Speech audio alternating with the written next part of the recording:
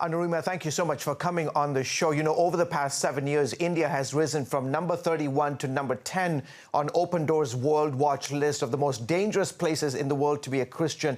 India just ranking now behind Iran in terms of persecution severity. What is fueling this hatred?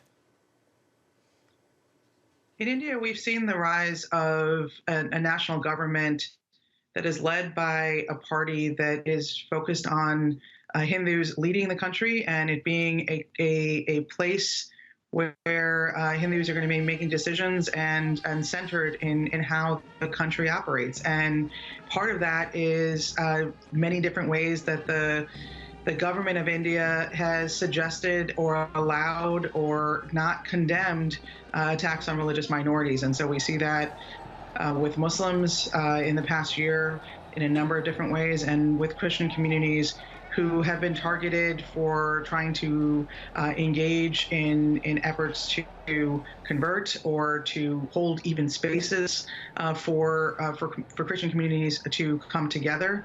As you know, India has had such a religious multitude in terms of its communities for hundreds of years, including Christians, Jews, Jains, Sikhs, and Muslims, who comprise a significant part of the Indian population. And so seeing the ways in which attacks on those communities have continued has been part of the reason why we see the concern raised by Open Doors and by many across the world in terms of what's happening for religious freedom in India.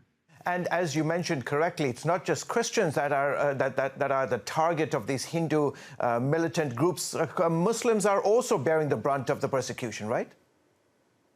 Correct. And actually, we see a number of efforts that have been undertaken that particularly target Muslims, including last year, the passage of a Citizenship Amendment Act, which made it a lot easier for everyone other than Muslims to try and obtain a path to citizenship. And the concern is that India has embarked on a journey to require people to show documentation that they are citizens. And that process, as it has unfolded in the state of Assam already, but that has been one that has suggested that many Muslims and other religious minorities are not citizens, that somehow that's been questioned, and in doing so are putting them on a path where if they're left to rendered stateless by that kind of process, they don't have a path back to citizenship under this new Citizenship Amendment Act. What should the United States be doing to address this issue, to put some pressure on the Indian government?